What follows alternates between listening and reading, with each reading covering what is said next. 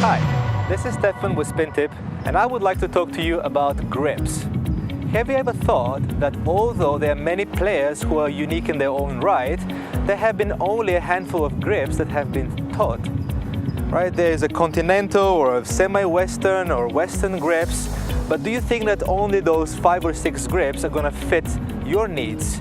Your game is unique and the way that you produce strokes is unique, and I want to teach you today the basic principles of how to find your personal grip for each and every shot. First and foremost, you need to understand that the purpose of the grip is to point the strings at the intended target at the contact point. If you don't know where your contact point is, you can easily find it. Imagine that there is a plane coming straight out of your chest, right in the middle where your hands are meeting. This is where you're comfortable, you're not stretched out neither right nor left. So if there is an invisible plane stretching out of the middle of your chest, that's the contact plane, or the sum of all good contact points in which the strings are pointing at the target, in this case straight ahead.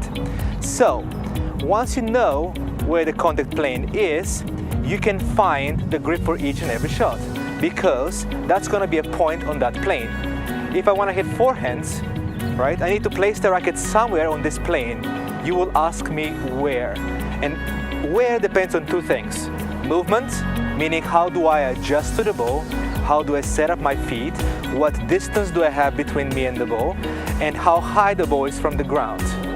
So if I grew up on grass, usually the ball bounces are low, right? I would place my racket really low in that contact plane, and if I shake hands with my racket, that's going to result into a continental grip. If I grew up on hard courts, the bounces are going to be a little higher, so I'm going to place the racket a little higher in that contact plane, and if I shake hands with a racket, it's going to create a slightly more angled grip, in this case something like a semi-western grip. Or if I grew up on clay and the ball was bouncing really high, sometimes close to my shoulder, if I place the racket around the shoulder height in my contact plane and I shake hands with that racket, you would see that that grip results into almost a western grip. And everything in between is a valid grip because the strings pointed at the target. Another thing that you need to consider is that being in the contact plane, the racket in the contact plane is fine, but also it determines how far away the racket should be or is when you're hitting shots. For example, if I have my racket around my belly button height and I stretch out, that's going to create a semi-western grip. But if the racket is really close to me, it's going to create more of a western grip. So in summary, if you want to find the grip, or the principles of finding the grip is finding the contact point that you're going to hit the shots from. And you can use that contact point, place the racket there, and then simply shake hands with the racket. For example, if I were hitting my forehands, I usually hit the ball around the waist height. I'm going to reach out. I like to stretch out my arm.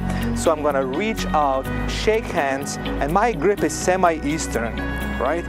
I hit one-handed backhands, so my contact point is slightly shifted forward. So this is my contact plane, but now I have only my dominant hand, so I shift it out.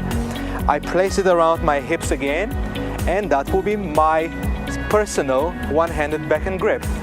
I think it's semi-eastern or something in between. It's not perfectly on one of the predetermined grips. You can do that even for serves. For serves, you just reach up as high as you can. So reach up, place the racket in your hand somehow, right? And make sure that then you turn the racket so it points at the target. So that is the principle. The principle is simple. Find the contact point, place the racket face there, make sure the strings are pointing at the intended target, and shake hands with the racket. Should you have more specific questions or specific strokes that you need more explanation about, send us an email at learn@spintip.com or visit us at www.spintip.com, and we'll be happy to do a detailed and personalized lesson for you.